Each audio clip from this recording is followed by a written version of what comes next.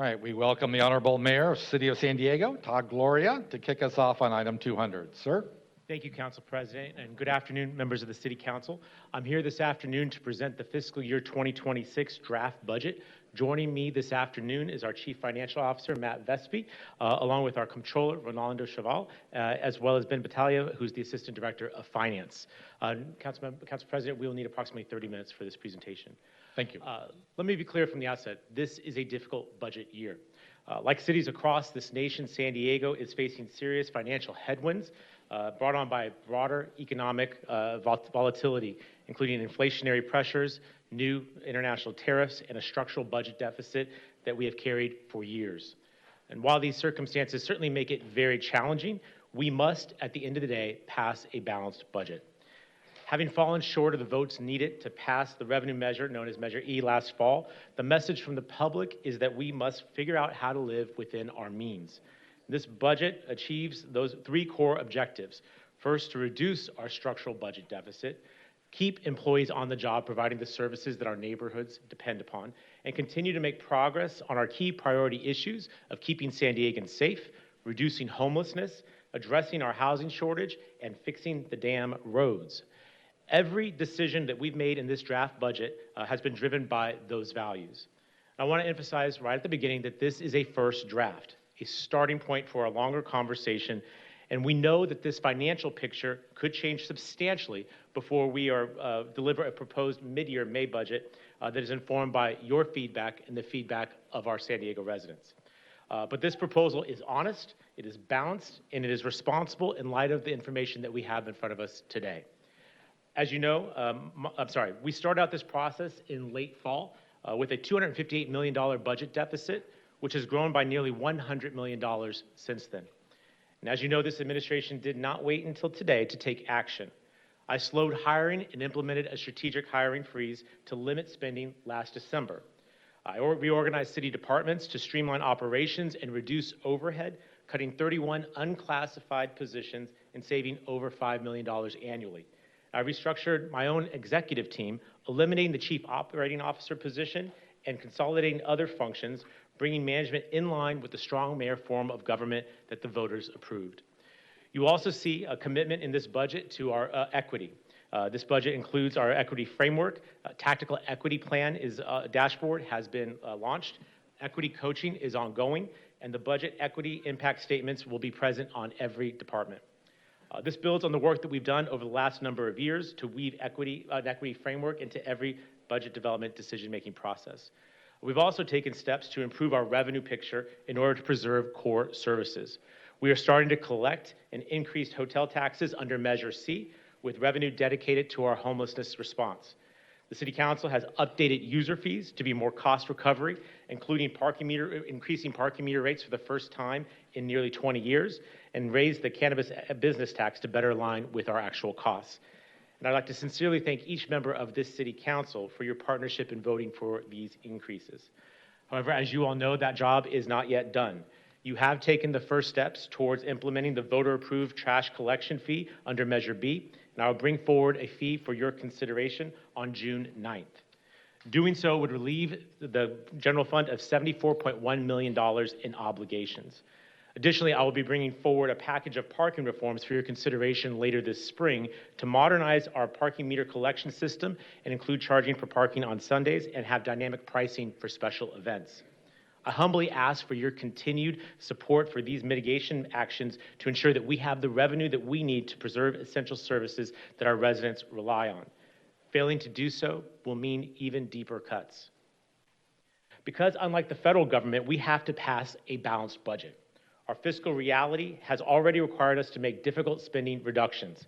We're having to reduce library and recreation center hours. We're reducing funding for arts and culture programming and eliminating some discretionary grant programs. And we're making surgical reductions in park maintenance and in code enforcement. To be clear, these were not easy decisions to make, and I know that their impacts will be felt by every San Diegan. But we work to make sure that these do not fall hardest on those who rely on city services the most. But despite these reductions, we are continuing to hold the line on our priorities.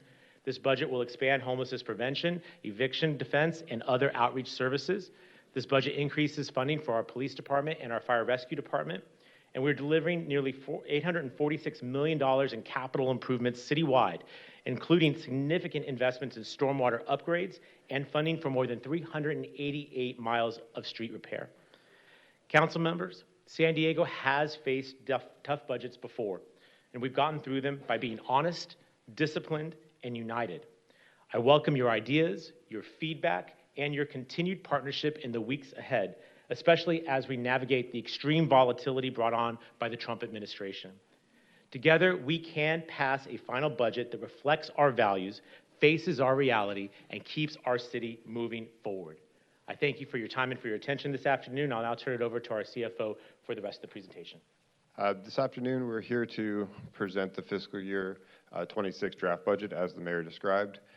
For introduction on the first slide, just an overview of the information we're going to cover. As the mayor mentioned, we began the process in the fall with our 5-year outlook for the general fund, in which we projected a $258 million deficit. Subsequent to the release of the 5-year outlook, we've had a number of updates to our revenues, our expenditures. The sum of those brought the deficit that we are solving for in this balanced budget proposal to greater than $300 million. Since the 5-year outlook went out, our sales tax receipts have come down, as have our franchise fees, and our pension payment has gone up, all of which drove that $258 million higher. As we'll go through the information here, you'll see that the focus in resolving that deficit was to increase revenue, delay some of our reserve contributions, and then reduce our expenditures. The goal was to limit our expenditure reductions as much as possible, as we want to maintain as many of the services that we provide as an organization as possible. As we go through the information, we'll note a couple other areas of the organization that are facing some fiscal challenges, namely the Public Utilities Department, which will be requiring revenue increases during fiscal year 26. And also we want to note the Development Services Department Enterprise Fund also is facing some challenges given local economic conditions and a downturn in permit activity. While all of the information we'll cover today displays a balanced budget for fiscal year 2026 and significant progress in getting to a place where our general fund operations are structurally balanced, in order to address the infrastructure needs of this organization, we will at some point need new revenue. In order to address the projected budget shortfall, all departments were asked to submit budget reduction proposals for consideration. The fiscal year 26 draft budget includes $112 million in departmental reductions and operational efficiencies. Reductions focused on preserving core services and minimizing impacts to city employees. 394 standard hour positions were reduced citywide, with 234 currently vacant and 160 filled. Over the next 2 months, the filled positions are anticipated to decrease due to natural attrition, including retirements, promotions, and transfers. There are also vacant positions across the organization that will likely allow most employees to move into other positions through the reduction in force process. An additional 147 standard hour positions have been added citywide. So this is a net reduction of 247 standard hour positions. Other mitigation actions include waiving the general fund and risk management reserve contributions. There was a focus on reducing external contracts and waiving the climate equity fund contribution. For public safety, the overall budgets for both the fire rescue and the police departments are increasing over $20 million each. This is primarily the result of negotiated salary increases going into effect next year, as well as an increase to the pension payment. A couple notable additions for the fire rescue department include an advanced lifeguard academy, as well as the restoration of the wellness program. Notable reductions include the fast response squad in the San Pasqual Valley, cross-staffing for the bomb squad, a partial reduction to the staffing unit, as well as a reduction of Engine 80 downtown. For the police department, notable reductions include extension of shift and patrol backfill overtime, as well as the consolidation of Northwestern Division with Northern and Northeastern Divisions.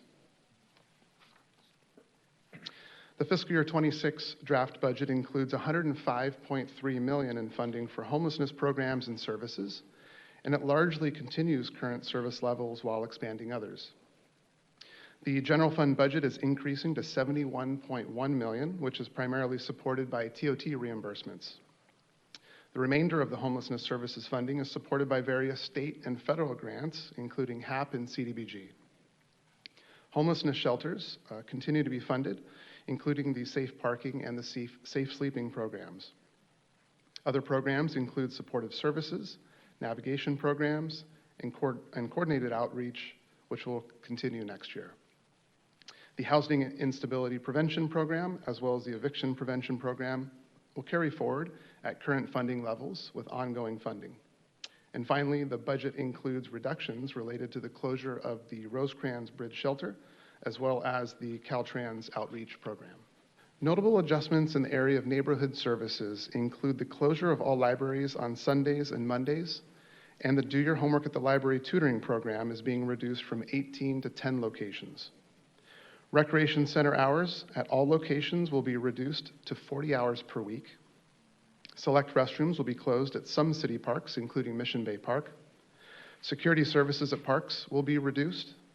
The animal services contract with the San Diego Humane Society is proposed to be reduced by 20%, and fire rings at city beaches and Mission Bay will be removed. Additionally, the budget includes additional staffing and related costs to operate and maintain new parks and joint use facilities that are planned to open next fiscal year, as well as public Wi-Fi at 59 parks and recreation centers, which will continue to be funded. Other notable budget reductions include $5.3 million in savings from the mayor's announced reorganizations this year, the reduction of 12 positions related to enforcing lower priority zoning violations, a 10% reduction to arts and culture funding related to organizational support, creative communities, and the mayor and council arts, culture, and community festivals allocations, a reduction to the city planning work program, as well as a reduction in reservoir recreation programs related to fishing, boating, and other related activities, the elimination of city council CPPS allocations, and finally, the reduction of the small business enhancement program. With Arts and Culture San Diego, we represent about 160 different arts and culture groups throughout the 9 districts here. I'm joined today by many of those. If you're here for arts and culture, if you could please stand up.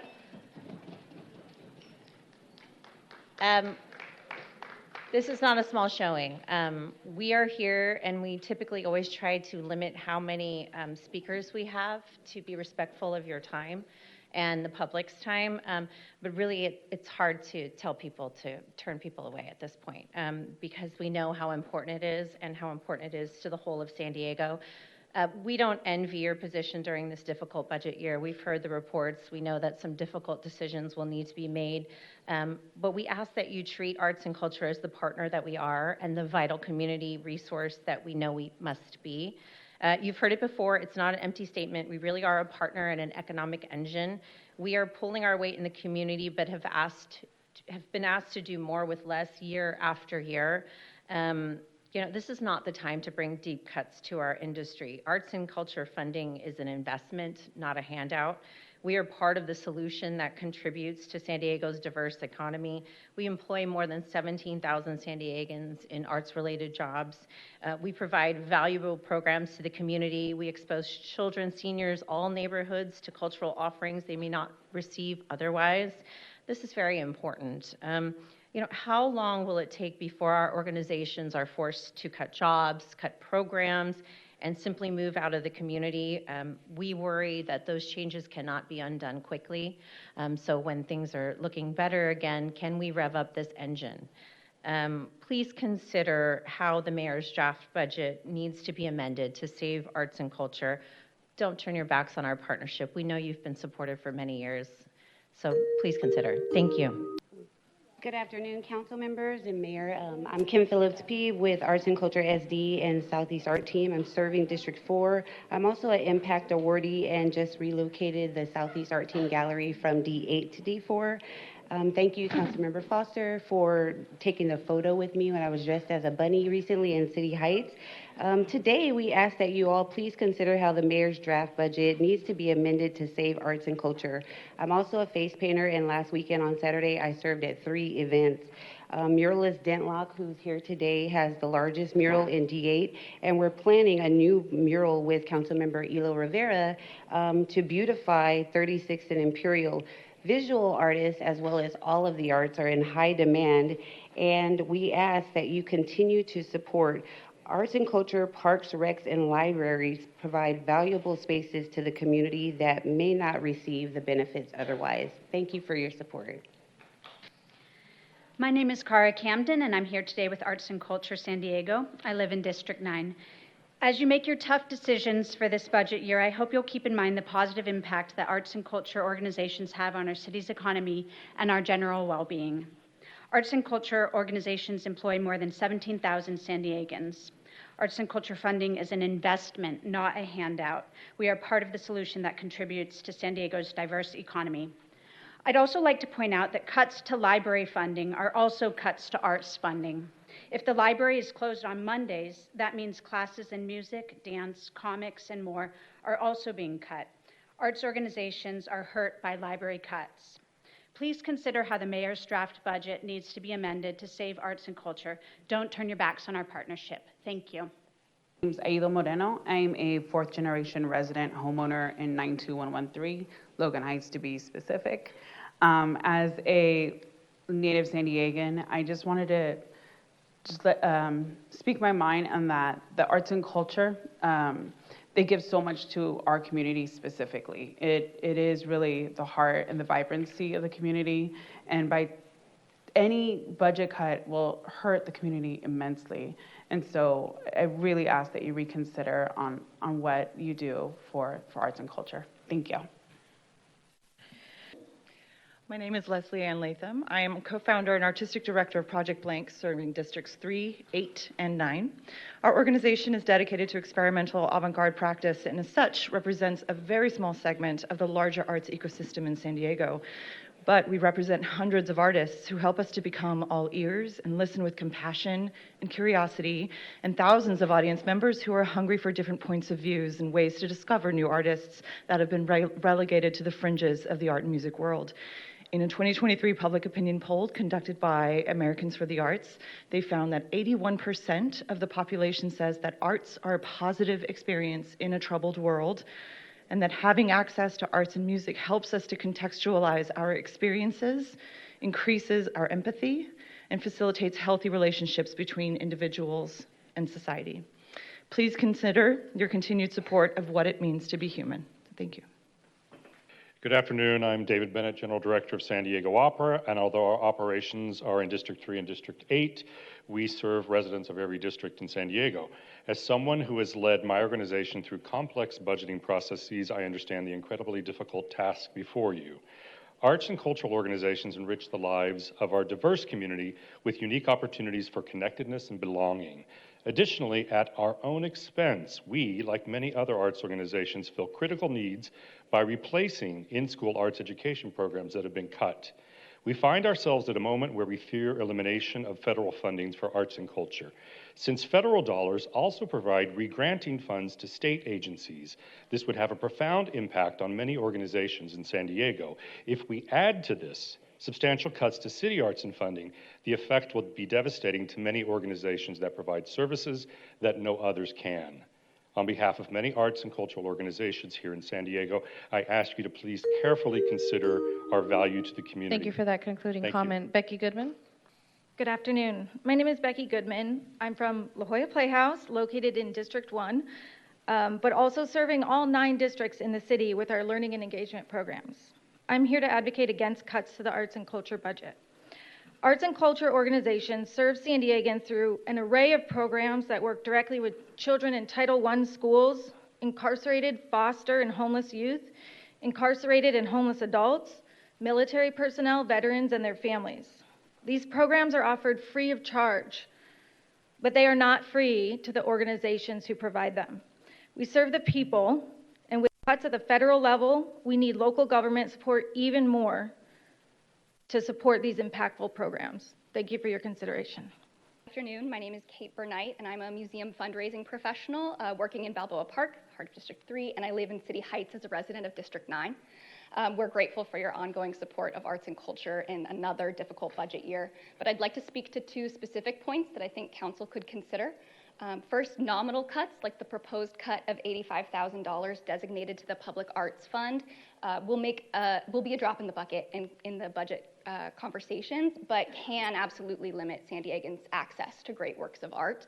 Additionally, revenue of over $20 million from proposed implementation of paid parking in Balboa Park will offer the city crucial revenues, but the city has the opportunity to consider nuanced policy tools to ensure that implementation of paid parking doesn't impact access or the equity efforts toward one of San Diego's greatest public resources.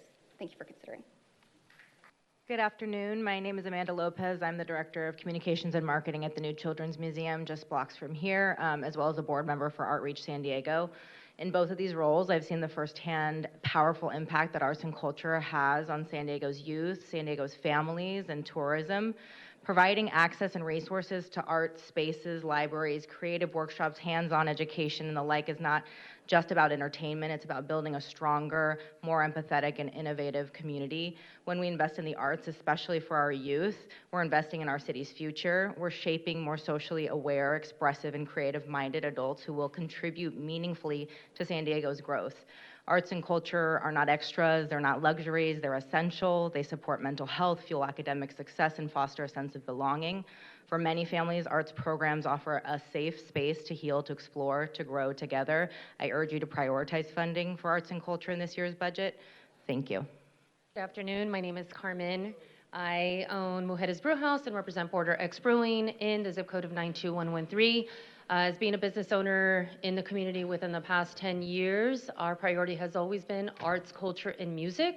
That is the foundation of our community and our business. We've done a lot of budget cuts, and arts, music, and culture is not one of them.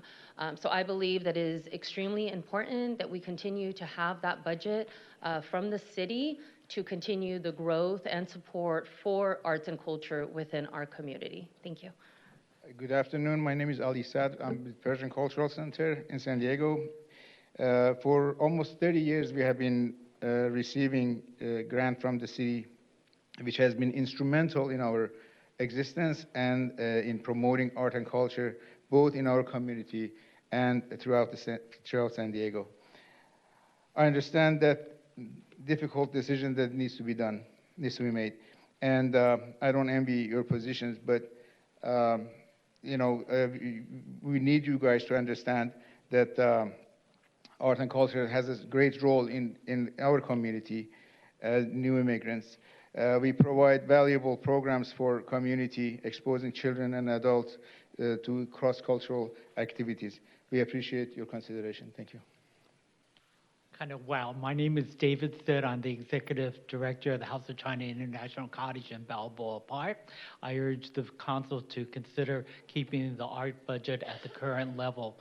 About a week ago, we helped bring 100 people to the San Diego Zoo for a tour, and that was prior to the opening, and that generated thousands of dollars for the San Diego Zoo.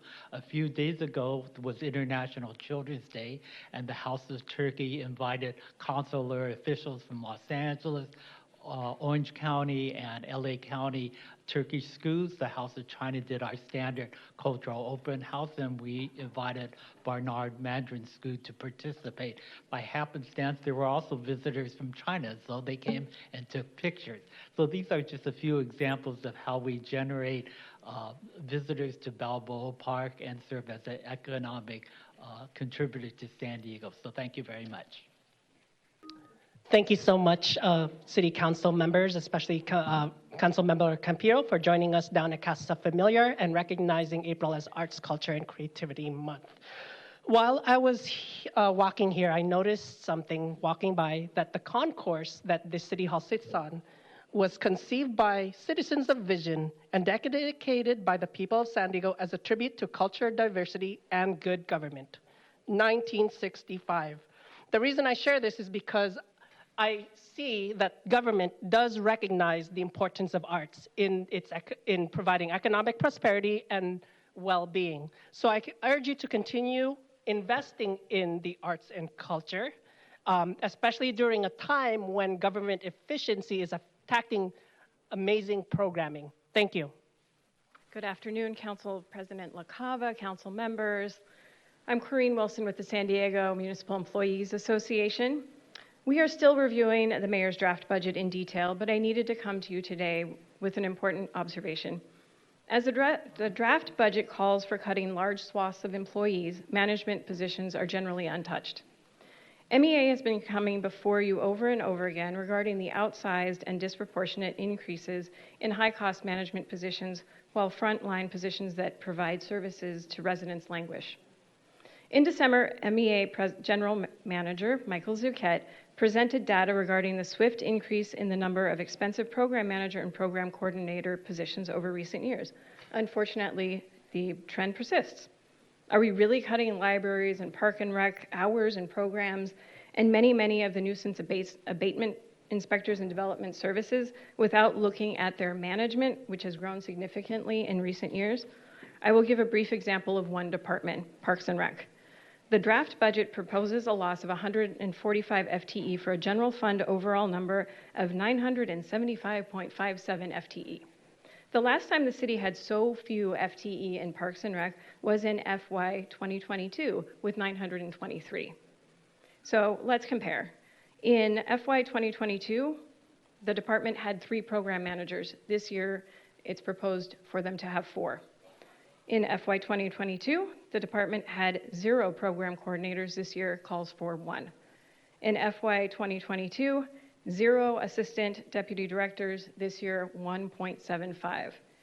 In FY 2022, 3.75 deputy directors. This year, 8.75, an increase of 3 from the current budget. According to Transparent California, the average wage, not including benefits, for a city deputy director position in 2023 was about $200,000. It's more now. And the draft budget proposes 8.75 of them in Parks and Rec this year. Last year, the department told MEA that they needed all of these management positions for span of control. If rec centers are being cut by 20 to 24 hours a week, bathrooms will be closed seasonally, and the department is cutting 145 full-time equivalent positions, why are they not returning to the same management numbers as the last time that there were so few positions and hours? For example, the draft budget proposes cutting 45 assistant rec center directors. These are the positions that oversee or manage the rec centers when there isn't a rec center director on site, which is often. They keep it open. How much do they make? Between $22 and $26 per hour, or $45,000 to $55,000 a year. So cut some of these management positions and restore hours and services. And this is just one example I can point to. There are similar examples in other departments. For the May revised, MEA calls for every vacant program manager and program coordinator position to be cut if it hasn't been already. Every general fund unclassified, unrepresented position should not be added, and yes, they are adding some, or at least strictly scrutinized for whether it is actually needed. In general fund departments where cuts are being proposed, unclassified and unrepresented positions must be cut in proportion to the cuts in positions they oversee. Why do we need so many managers when there is so much less to manage? Thank you. Hello, my name is Jackson Bird, and I'm here to vouch for libraries. Libraries are not just a place where you check out books, though that is important. Libraries are the place where our children develop a lifelong love of reading at Stay and Play, our teenagers learn to navigate the transition to higher education, our neighbors knit together, play chess, and learn about car repairs and personal finance, where teachers create materials with laser cutters, where anyone can digitize film, and where our disabled neighbors make art and community with Libraries for All. And that's just scratching the surface, that's not all. We all go to libraries for different reasons, but we all share something in common. Our libraries belong to all of us, and we all belong when we are at one. The Sunday and Monday closures that would go into effect would leave us all with one less place to go in a society that doesn't have many places for people to be. I encourage the City Council to identify alternative cuts and solutions, and please work to ensure that our libraries open their doors to all of us every day and continue to make San Diego stronger. Thank you. Thank you very much, Michelle Anderson. First off, I want to thank Mayor Gloria for preserving in the budget one of the Parks Foundation's signature programs, Wi-Fi in all of our rec centers and municipal pools. So, Mr. Mayor, thank you so much for doing that. I'm here today because we have other of our signature programs in jeopardy. Come Play Outside, Parks After Dark, and our Park Ambassador program. We've had 105 Park Ambassadors through our programs, and some of them are right here. Would you stand up? These are real people. We are doing most of our programs and projects in Districts 4, 8, and 9, and of course also in District 7 and Linda Vista. Why are our programs and projects in jeopardy? Because of service level reductions. The assistant recreation directors, our jobs are being cut, and that has a direct impact on our programs. So I know you have to make tough choices, but don't hurt the communities in the areas that need these projects and programs the most. So I would ask you, each and every one of you, to please look at the service level reductions. Thank you. Good afternoon, council members, President LaCava. Juan Carlos Hernandez, I'm the current chair of San Diego Parks Foundation. As Mr. Anderson was mentioning with the cuts, the budget represented today really does not take into consideration how it's already affecting an underserved community negatively. The cuts across the board do not work, so we really would like for you to actually take a look at the individual parks and see how they can actually be dealt with on an individual basis. Our programs, as Michelle mentioned, with regards to Parks After Dark, Come Play Outside, our ambassadors program, have really created an impact in a health and safety issue. Our families feel much more safer to use our parks. Throughout the summertime, they have been able to establish relationships with our police department so that, and again, it creates a safer view of our parks. One of the items we use is the word equitable or equity is being used a little loosely because the reality is if you really want to take a look at equitable distributions, you establish a much stronger from southern Thank you to for northern. that concluding comment. Hi, everyone. I wanted to just first and foremost introduce myself. I'm the president and CEO of the San Diego Parks Foundation. My name is Leona Sublet. And I wanted to thank the City Council and the Mayor for your continued support of our mission and what our foundation does. And I'm standing here today, and as you've heard from our counterparts through arts and culture, we are all interdependent here. And what we found is our parks and our recreation centers and our libraries and all of that, we are all interdependent.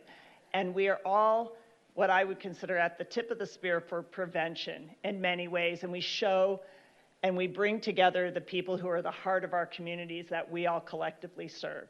As you know, our mission is simple. Our mission is here to make investments as the partner to Parks and Recreation in programming and the projects that bring our parks to life. And I will say the reductions at the service level to the department, particularly for the classification of the assistant center directors, would have a devastating and domino effect on the communities directly that we serve. It also will have a devastating impact on our fellow partners. It would impact public safety because, as we know, activating the parks helps to reduce crime. And I know our partners at San Diego Police Department and our frontline officers work so hard to keep our community safe, and we will just make their jobs that much tougher. I will also address the priority of homelessness. By closing our parks early, that will only compound that problem even more because, again, it goes back to the people who bring our parks to life. And then we'll go into the other obvious preventions, and that is health, that is wellness, community connections, the things that all make our parks vital. I am standing here today because I was one of those kids from a family who could not afford for camps and other programming. Thank you for that concluding remark. Thank you. Marcella? Hi, my name is Marcella Bothell. I'm chair of the Parks and Recreation Board, and I don't envy you, I guess now $358 million deficit. But parks are not a luxury, they're a utility. They promote physical and mental health, provide safe spaces, especially for all, especially in underserved communities. These critical cuts would devastate our Parks After Dark program, which offers a safe, engaging evening activities for our at-risk youth. It prevents crime, it builds trust with law enforcement, and it gives teens positive outlets. So please, please don't cut these assistant center directors. They're absolutely vital for our youth programs that we have worked so hard to promote. So thank you so much. I also want to give a plug. Please don't cut the Humane Society's $3.5 million. That will devastate parks as well because we won't have the enforcement. And also, if we don't fill the 169 positions in the police, we can't cut the overtime hours. Thank you for It's that just not concluding safe. remark.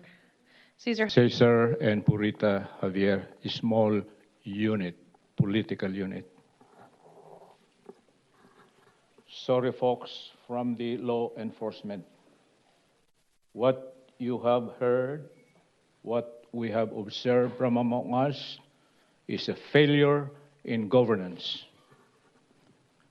The presentation is very clear. It's indicative of failure to protect and develop our ecology, man, our society, mobility, transportation, and communication. Those are the targets of governance. What have we done? Mr. Mayor, assign leadership. Sir, please stand up. You are our mayor. And we expect good governance. Thank you for that concluding comment. Next is Rosie Moreno. Thank you, sir. Hi, am I on? Yes, sir. Okay, my name is Rosie. I came to San Diego 14 years ago, and it seems to me like everything's going up, up, up, up, up, almost consistently. And then now lately, I'm a disability. I'm almost deaf, and I'm a senior, okay? I'm talking in behalf of the seniors that there are quite a bit of people in San Diego that are barely making ends meet, okay? And maybe they do have a home, but maybe they're on maybe they're on disability, or maybe they're just getting Social Security. It's barely making ends meet. And I'm concerned about myself and seniors in general. The seniors from San Diego need to have more attention than say, okay, your prices are going to be going up, up, up, up, everywhere, every time. Almost every time you turn around, prices are going up. It's getting a little bit ridiculous, okay? I think we need to stop, be creative in some other way, and let the senior budget, leave it alone. Don't touch it, okay? Thank you. Thank you, Mayor Otero. I'm a volunteer in San Diego, District 9. I want to see streets paved and infrastructure improvements in District 9, which, according to the Planning Department, has been redlined for years. There are streets getting paved that do not need it, and others that need paving that are being neglected. The right hand doesn't know what the left hand is doing. Pave University Avenue from 805 to the 15 freeway. Pave Central Avenue from Whiteman to Landis. Schedule trash pickup bi-weekly. Do not build new libraries and parks if they cannot be maintained.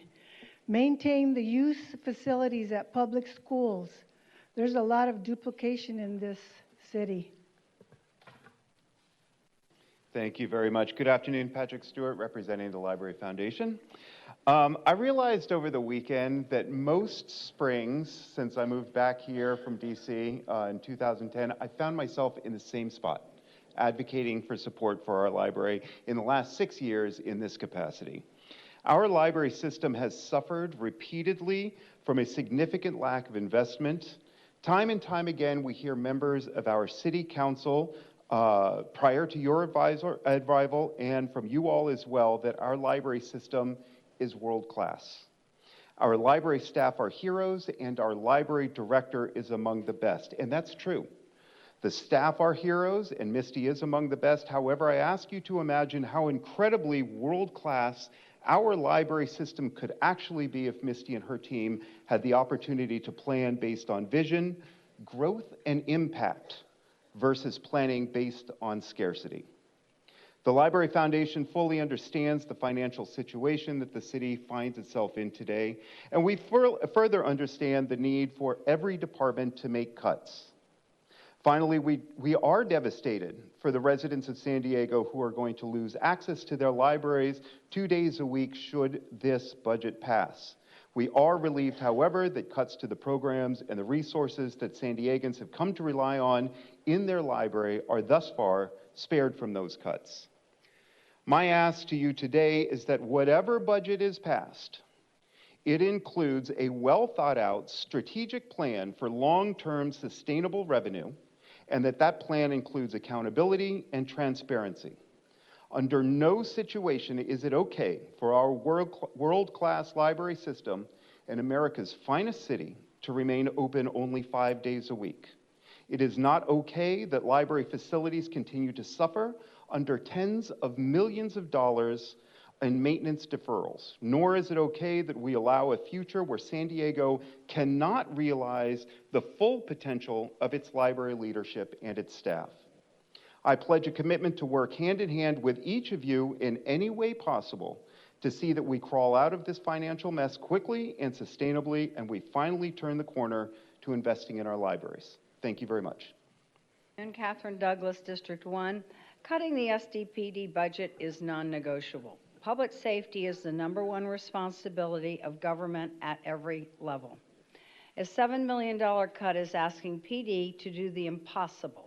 This is not acceptable. Chief Wall has done a heroic job tightening expenses, but there is a limit to what he can do and still protect us. No cuts to the SDPD budget. Further reductions in funding will diminish current response times, which are already less than optimal. We are talking about life and death. Crime solving will be compromised. Victims deserve a quick and thorough response. How are you going to answer them? We are budgeted for 2,038 sworn officers and are operating with only 1,869. For 1.4 million citizens, we are 169 sworn officers short. The only thing that offsets the critically low number of officers needed to protect our safety is the overtime budget. And the draft budget proposal supports cutting the overtime budget. This is irresponsible and unacceptable.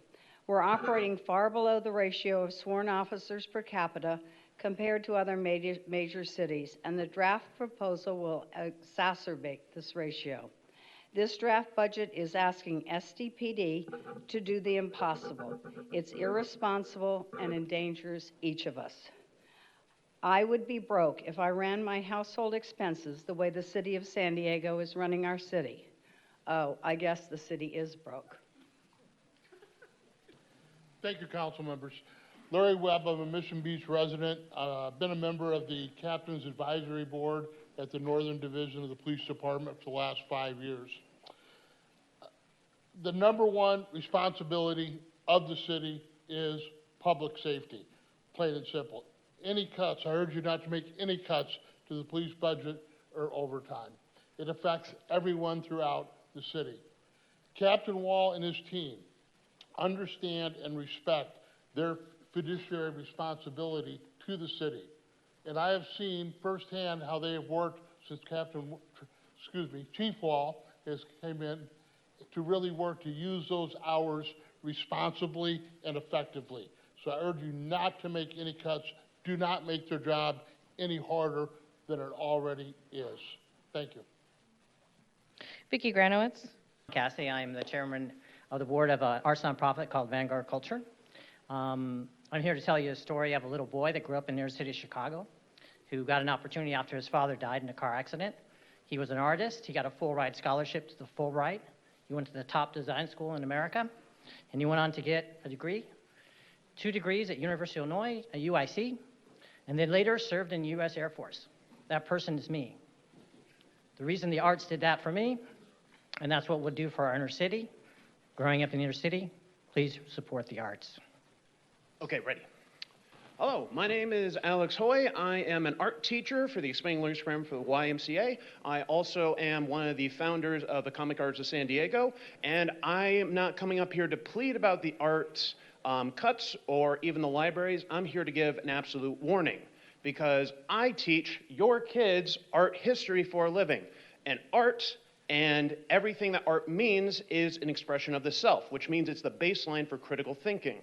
And because of that, if we start limiting that, especially in our current political climate, we are going to start seeing more and more totalitarianism, fascism, and all that stuff. It is a great warning I want to give all of you, and I really hope we can proceed forward with a future where we can see more kids thrive, kids that can go to libraries, become the next doctors, lawyers, whatever you have, and some of the greatest influential artists that we have. I really hope you can reconsider and look at yourselves and wonder, what future are we giving our kids? Thank you. Hi, my name is Pat Wilson, and I am the president of the Friends of the San Diego Public Library. The proposed budget is once again balancing itself on the backs of the services that people use to improve their lives and their situations. Libraries are an essential resource to the communities around the city. They've been systematically underfunded for years, and the cuts in the proposal reflect this. The cuts attack the availability of desperately needed resources provided to San Diegans throughout the city. We must do better. I call on you to do a deep dive into the actual department budgets and question everything. A budget that's balanced on the backs of resources that people use every day is not balanced in favor of San Diegans. Thank you. Good afternoon, council members. My name is Eliza Figueroa, a resident of El Cajon, California, and a social work graduate student at the University of Southern California. Today, I stand before you to express my opposition to the proposed budget reductions in the neighborhood services that would reduce hours at recreation centers to 40 hours per week and the minimization of library operating hours. These institutions are more than just buildings. They are pillars of our community that provide essential services and resources to youth, families, and all individuals across our city. Minimizing library operations would disproportionately affect vulnerable residents who rely on these spaces for free internet access, homework help, career resources, and a quiet and safe place to learn and create. With growing barriers to locating safe and affordable childcare in San Diego, many families who depend on these facilities for after-school programs, sports leagues, and youth engagement will be greatly impacted. I urge the council to consider the long-term impacts of these cuts and prioritize funding for the community institutions that keep our city educated, connected, and thriving. Thank you for your time and consideration. Good afternoon. My name is Karina Pugh. My pronouns are she, her, and I'm speaking on behalf of the San Diego LGBT Community Center. We are delighted that the Safe Stay program administered through the San Diego Housing Commission remains funded for this fiscal year. As San Diego becomes increasingly difficult for folks to afford to live, our budget must continue to invest in programs like these that address the homelessness and housing crisis. Moreover, ensuring that safe and affirming resources and services for our most marginalized communities remain funded is essential in creating a budget that distributes city dollars through an equity lens. With this in mind, the center will continue to advocate for a continuous allocation of a $2 million each year for the next 3 years to fund the Safe Stay program to ensure the longevity and stability of this incredibly important program. Thank you. Good afternoon, John Brady with Lived Experience Advisors. Let me begin by saying thank you to the mayor for increasing spending on homelessness in this very difficult year. It is greatly appreciated. At the same time, we estimate that the city spends over $100 million a year mitigating the impacts of homelessness for the rest of our community. And inflows are still at record levels. Sadly, the majority of newly homeless are seniors, people with disabilities, and our working families. However, austerity can drive innovation. There are over 85,000 recreational vehicles in the county of San Diego per the DMV. With the stroke of a pen, you can make these housing units available to people that want to house people on private property. Most of these include living areas, kitchens, bathrooms, and we could lower the cost of housing across the market by permitting them as housing immediately. Imagine a world where anyone at risk of losing their housing could access one of these immediately, where they did not have to divert to a shelter, a world where we could spend more on arts and social programs, a world where we could have $100 million more in this budget because and lower the rent burden for everyday San Diegans. Housing ends homelessness and allows the long process of recovery to begin. In a few moments, you'll see and hear from Rachel Hayes, who spent 10 years on our streets and was housed less than 2 years ago. Look at her today as compared to where she was just 2 years ago. Take a close look. We need housing. We have a solution. For those on our streets, after 1 year Disabilities become permanent, and the average loss of life is 27 years. Housing not only ends homelessness, it is health care.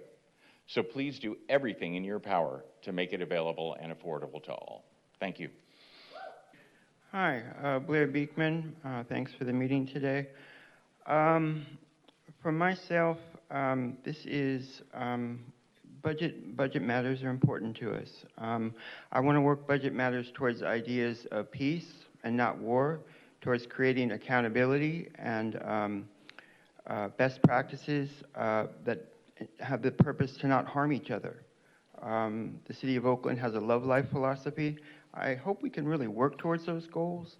I think it's important. We have items, I can't remember what I want to say. I guess to try to quickly conclude with this upcoming budget that we have to, boy, my brain is frozen. I am just going to sit here and choke today. I'll be able to speak these words more in more mellow council meetings, I guess. Good luck in how we view this budget. Sorry I couldn't speak more. Good afternoon, Council. Thank you for hearing me today. My name is Julie Porter. I'm with Lived Experience Advisors. Thank you for working so hard on this proposed budget. I can't imagine what you all are going through and what you're looking at and how difficult it must be for you. I feel it. I truly do. I'm here to speak about a couple of things. And one, I hate to see the Rosecrans shelter closed. As a dual diagnosed senior, if I were still out there and I had access to something like that when I was on the street, it would have hurt me severely. I still suffer from some of the symptoms I had from being homeless. They're much better, thank you. I've been housed over 7 years, but they're still there.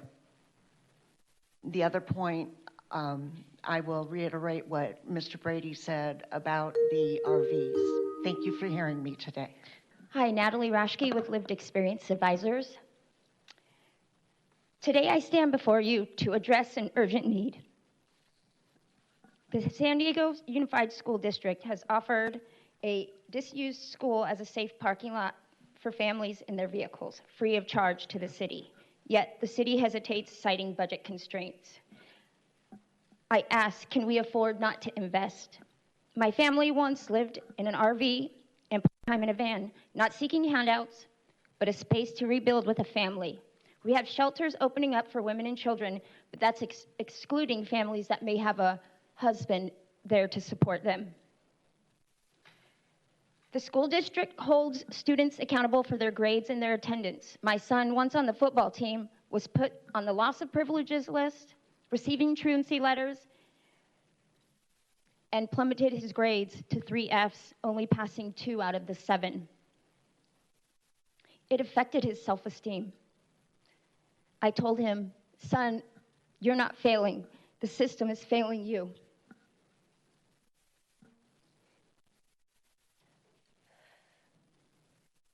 My call to action to the city and the school district, not just offering a free space for the city, but ensuring dignity in crucial facilities. I'm calling on the school district to do their share. They can financially put this into their budget as well. We weren't asking for any resources. We weren't asking for anything free. I could cook my own food. But a space to have a dignity when you need to use the restroom, I think that, I heard someone say this weekend, that's at least the bare minimum they could do. Thank you. Rachel Hayes with Lived Experience Advisors. Let me tell you, I wouldn't look like this today if I was still homeless. That's for sure. In less than a year and a half, I've done a lot of healing and a lot of work on myself. And I feel for each one of you, because it is going to be a tight budget. And like I told you, Kent Lee, start crunching those numbers when I saw you the other day. I have faith in you guys to make this work. I really do. You know, the homeless services, and I would not, I cannot express what just a mouth of teeth has done for my own self-esteem and self-worth. It's been amazing. My journey has been amazing. And then meeting with you all. Thank you. Hi, everyone. Will Moore with Circulate San Diego. Here to thank you all very much for your work in a very difficult budget year, and the mayor's office as well for dedicating $26.7 million to Vision Zero funding. We are also asking that the Fatal 15 specifically be called out in the budget requests in your budget memos and be put into the mayor's budget. We are also, some of our allies with the Bicycle Coalition and Families for Safe Streets will be asking for dedicated funding for safe routes to school. And we look forward tomorrow to joining council members Campillo and Whitburn as we launch our effort to implement AB 43. So thank you all very much for your work. Thank you to the mayor's office. Thank you, Council President. Hello, I want to say I'm happy for everyone about the budget, and I'm happy partial of the budget is for the streets. We need it in District 9 over on Noble Drive. It's absolutely insane. And also lovely Marnie Vaughn, District 4, Carbon Mountain Road. But thank you to everyone, and especially the mayor, Todd Gloria, that I like. Good evening, council members and fellow San Diegans. I stand before you today to express my strong opposition to the proposed 2026 fiscal budget, in which suggests significant cuts to our Parks and Rec services, as well as arts programs for our children. These programs are not mere luxuries, they are vital to the well-being and equity of our community. Our parks are essential green spaces where families gather, children play, and individuals find respite. Slashing funds to these spaces will disproportionately hurt lower-income communities who rely on these public spaces the most. Equally concerning are the proposed cuts to our public libraries and rec centers, safe havens for so many vulnerable members of our community. Libraries and rec centers offer more than just books and basketball courts. They provide free internet access, homework help, and structured after-school programs, which are lifelines for the more than 4,000 homeless students in San Diego Unified School District. For these kids, a library is more than a quiet place to read. It's often the only stable, safe, and warm environment they have to access outside of our school hours. Hello and thank you. I am here to oppose the cuts to the parks, libraries, and arts. I am a resident of Serra Mesa, a mother of 2 public schoolers, and a homeowner. I am also a researcher and a program evaluator who works with community supporting entities and helps them to align their goals with their actions. And according to the City of San Diego strategic plan, one of San Diego's priority areas is to protect and enrich every neighborhood. What this looks like is that communities are connected to safe public spaces that offer opportunities to learn, grow, and thrive. If the proposed 2026 budget draft were to pass as it is written, there would be a clear misalignment between the city's goals of enriching neighborhoods and its actions of cutting the funding, services, and access of public libraries, parks, and arts. There is solid research evidence base establishing a clear positive link between arts and these resources. Thank you for that concluding comment. Marco Espinosa. Good afternoon. Hello, Marco Espinosa. Please keep the libraries open for as much as you can. We will need them. We will need our librarians. And quick shout out to the Logan Heights Library and branch manager, Catherine Johnson. There's also a fund available for that library from the state to do something to remodel the library, and also the old corner library needs renovation, so the funds could be used there. In terms of the trash collection, you know I'm opposed to it. We need to think outside the box rather than individual houses. I know it's not very attractive in a residential single-family home neighborhood, but communal trash collection, where you walk your bag to, like you do in apartments. They do this in Europe. You also have different kinds of recycling. Anyways, also, are the banks gonna have to pay the fee? Because I remember during the recession, and if you live in an HOA, you're supposed to keep your lawn mowed, but those houses just look like trash. So yeah, thank you very much. Thank you for that concluding comment. Hector Castro? Everyone, thank you for your time again. My name's Hector. I come here as a resident from San Isidro. I also come here as a coordinator for arts and culture. I also come here as a musician and artist. Arts and culture is very important for our communities. It's very important for our city. It's very important for our wellness. If we cut it, we simply limit anything that I mentioned from everyone else to ever become, if that makes sense. I want more of that, more of who I stand as, more as to what I am. I would love more of that in our community, and I stand here as an example of that, and so thank you. Please, don't do that. Thank you. Greetings, everybody. Thank you for allowing us to speak on the budget. I think it's a good start, but we could definitely do better. Instead of giving you facts, I'm just going to give you a quick story about my life. It's really easy for me to say that I will absolutely support libraries because I was actually living in my car in my mid-30s and reading a book, my calculus book out of all books, and it got me through the summer into a higher education. And now I'm helping out nonprofits, right? Nonprofits to get back grants funding into San Diego. We're talking about $300,000 right now and a couple $1 million in the next couple of years. Now, these are funds that are going to be coming into San Diego that benefit many individuals, and we're working on a nonprofit that is helping recidivism. So we're also lowering the crime rate. Now, imagine if we didn't invest those funds 8 to 10 years ago when I was just in the library. Thank you. Good afternoon, Council. My name is Carlos Angeles. I'm a local muralist, mentor for the youth. I work with our at-risk youth. So my organization intercepts them from probation and parole. I teach them art. And I'm here to let you know that cutting the arts and recs and cutting the arts programs and culture programs is not going to help anybody. It's not going to help the youth. And we need to keep these kids busy to keep them off the streets. We need to teach them something to express themselves, and cutting this, it's only going to damage them. You want to prevent the stuff with the police, you want to prevent homelessness, keep these kids busy, teach them something so that they could grow up and be better people. So help us, help me keep doing what I'm doing, because I'm here to let you know I make a difference. I help those kids out, and I teach them a better way. Thank you. Okay, so Consuelo here. Reminder, government funded is taxpayers funded.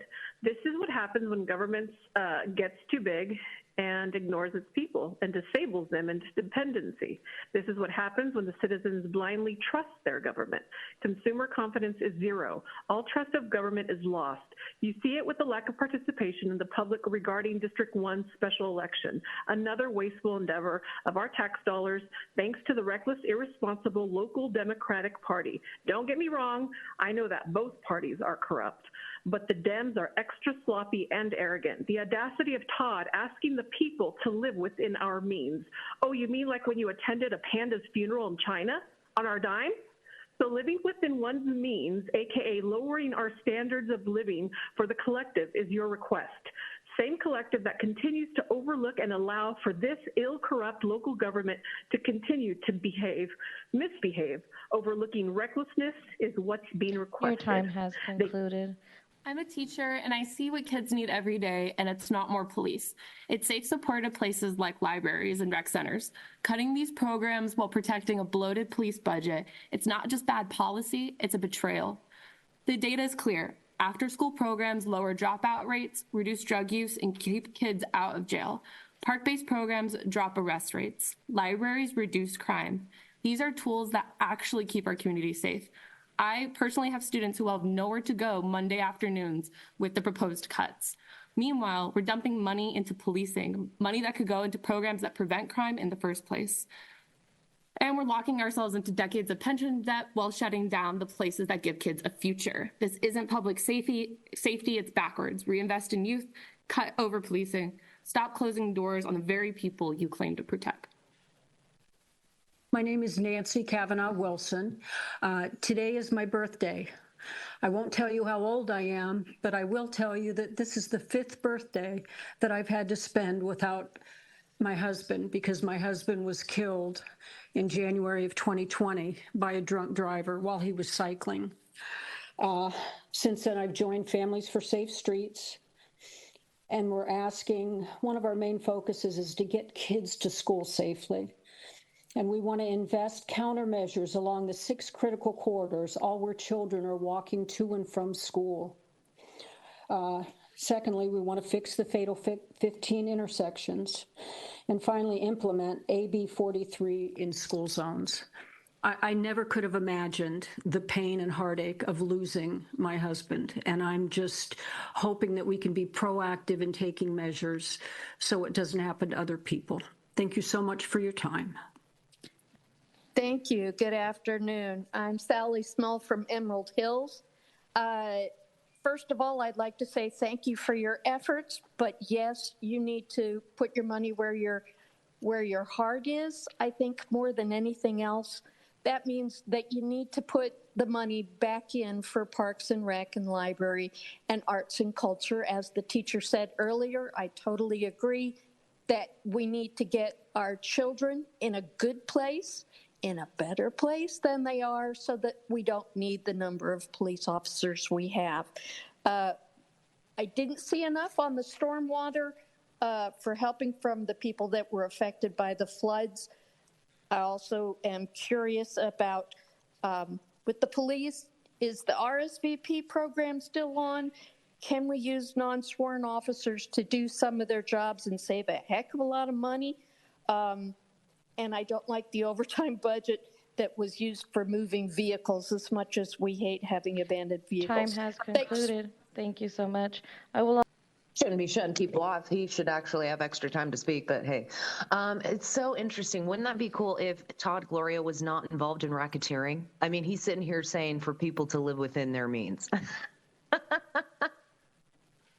All by a man who's robbing the people of their money. Oh my gosh, it's hilarious. And I love when he just comes in with his suit and his little minions that look his little doppelgangers, right? The Portland look just like him. I mean, at least he's not making a video, you know. Todd Gloria is back. Todd Gloria is back. I mean, that's the kind of stuff that we have to look forward to. And to say that the budget is honest, balanced, and responsible. I mean, obviously, right? Look at the condition of the city. It is, right? Going to shit. Yeah, yep, it is. Yeah, it is. It's like a comedy show, actually, listening to you guys talk and trying to manipulate the people into believing that you're going to do something that's good for them. Oh my gosh, you guys are so doomed. You're going straight to hell. Your time has concluded. Thank you. Good afternoon. My name is Kathleen Lippett. Thank you for the opportunity to let me speak. I respectfully request the city protect its parks and recreational opportunities. These spaces should not be considered expenses because they are strategic investments instead in the social well-being of our residents. Parks provide free, accessible gathering spaces, community events, and reduce social isolation where everyone, regardless of income, can connect, providing safe havens with after-school programs.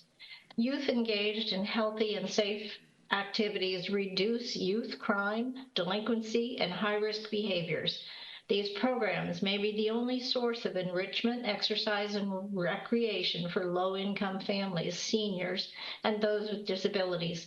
Cutting funding disproportionately harms those on these resources the most. These budget cuts will create short-term savings, but long-term consequences will be seen in crime, health, and community resilience. Thank you. Your time has concluded.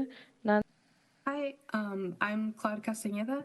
I just wanted to say, as a San Diego native, a professional local artist, and member of library staff, currently in District 4, having grown up in San Isidro, I would not be here today without the arts and the library.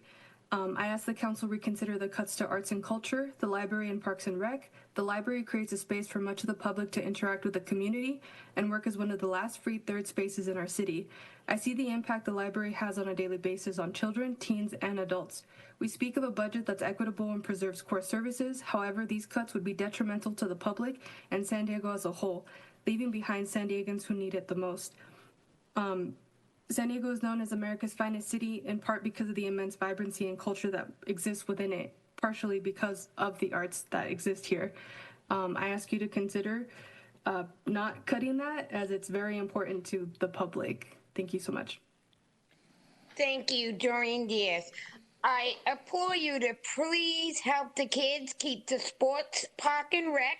That lowers diabetes and obesity, which is very, very high in communities of concern. Many high school kids only go to school because of the arts, so protect that. I'd love to see the San Diego police cut because they do not tow commercial vehicles in residential zones, and Southeastern takes 5 hours to 11 hours to arrive after they are called. But maybe you can give an incentive for some of them to retire, and also give some control to citizens to be ticketing these people. You could be making $1,000 a day with all these non-union semi-trucks parked on Meadowbrook between Blackstone Court and Hammershaw Road. You could be making a lot of money like New York does, and it's ridiculous. Save the kids, get rid of the police. Your time has concluded. Yes, thank you. So I understand the need to cut funds for libraries and parks. It's more difficult to see you increasing funding for agencies that are not providing any reports on how they've improved in certain ways. And specifically, in honor of tomorrow being the city will recognize Denim Day and Sexual Assault Awareness Month, the police department has yet to provide an updated audit on the status of untested sexual assault evidence kits. So we can't improve what we don't measure, and yet you're increasing the funding for the police department while not measuring, are they doing a better job in certain things like holding people accountable for violent crimes in San Diego. So giving more money to an agency that has not demonstrated improvements in some crucial areas of preventing violent crime doesn't seem like the smartest way to allocate funds. So I hope they will come up with an audit and we'll understand why they're getting more money this year. Thank you. In accordance with the City Charter, Article 7, Section 69C, it states the mayor is required to present a proposed budget to the City Council and make it available to the public no later than April the 15th. This year, as you are fully aware, what was presented on April 15th was titled a draft budget, and the language notably avoided referring to it as a proposed budget. Given the Charter's intent and clear directive, I just want to ask of you, is this draft budget, the intention of it, to meet that charter section that calls for a proposed budget? And this is actually your proposed budget. Yes, that is right. Okay, thank you for that clarification. With that, I want to start first by acknowledging that we do have serious fiscal challenges facing our city. Let me be very clear. Equity is not a luxury we can cut. It's the path forward. Any notion of across-the-board cuts ignores the reality that some of our communities have never been given a full seat at the table to begin with. That District 4 has had to and continues to bear the burden of the city's mistakes and generally bad policy and decision-making practices. For the past 7 years, I have fought every day for my community and refuse to stop now.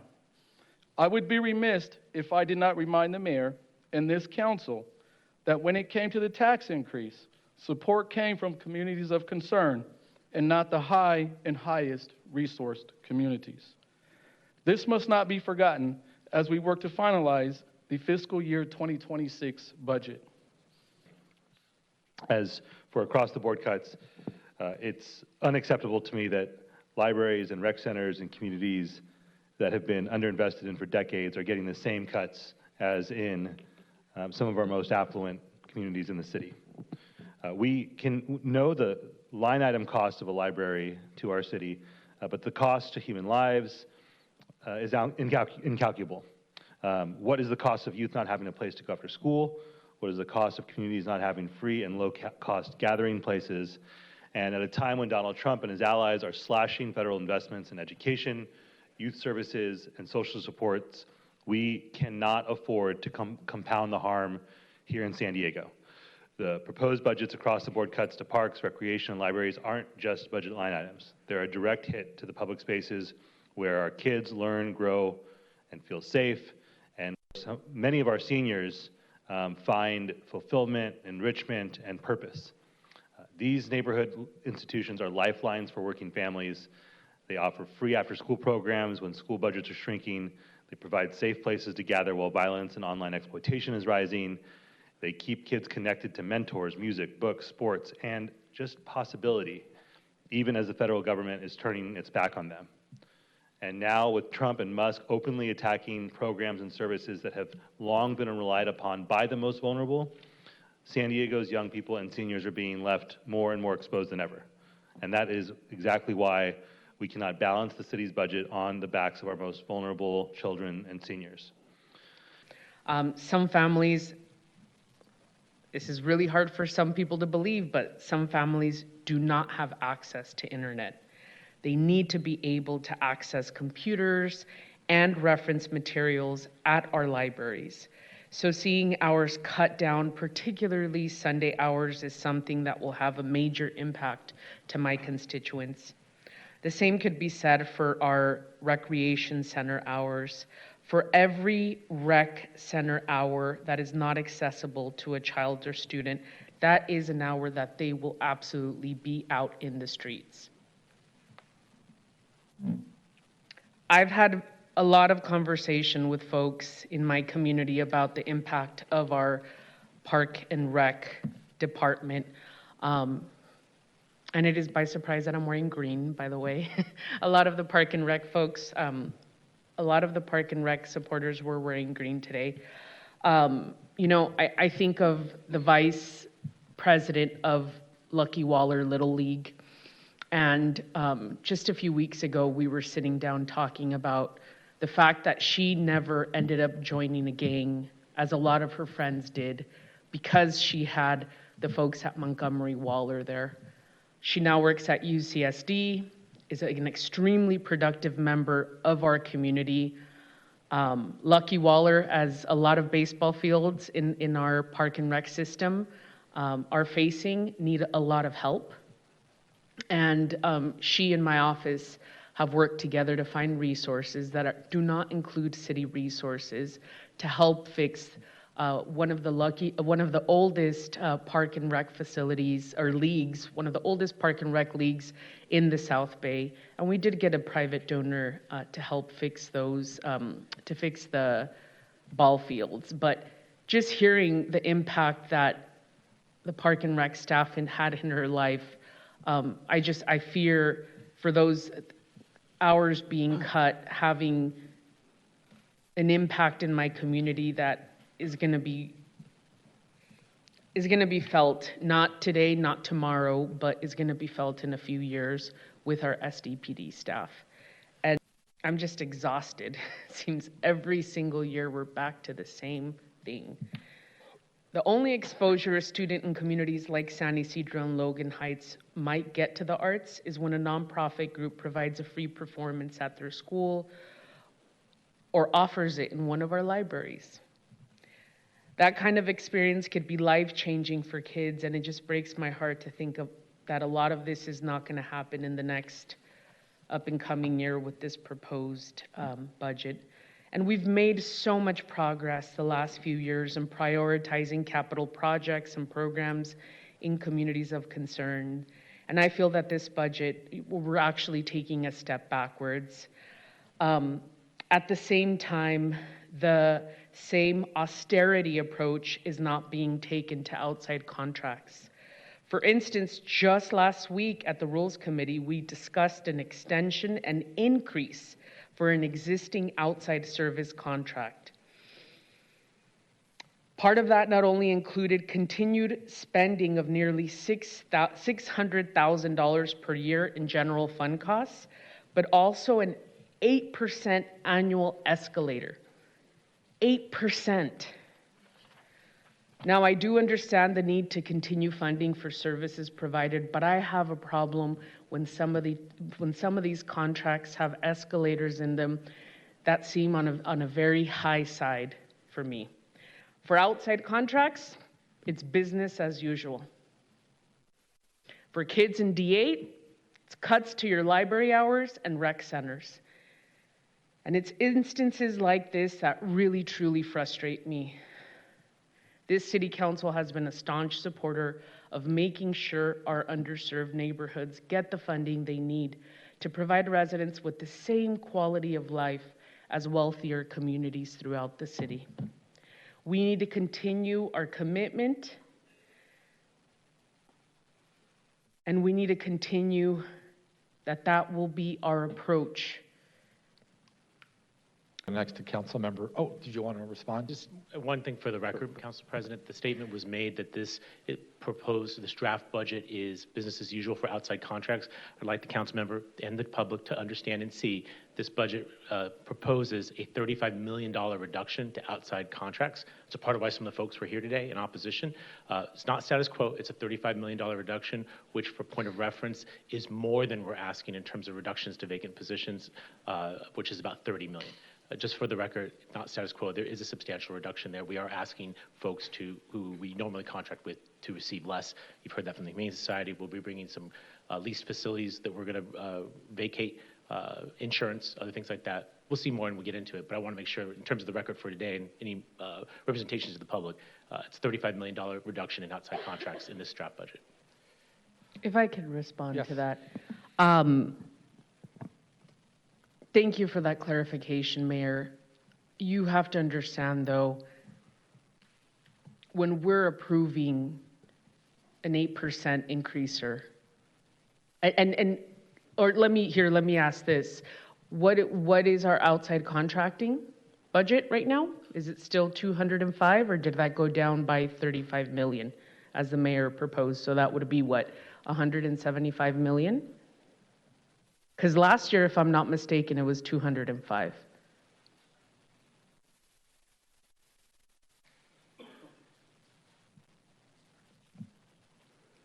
It's approximately that. It's approximately 100. So it's $175 million of outside contracting. To me, that does seem like business as usual, even if we do cut it by 35 million. This is my opinion. This is my time to represent as a District 8 representative. This is what District 8 has given me. So I'm representing District 8. I'm not Vivian Moreno right now. And these cuts are going to have severe impacts.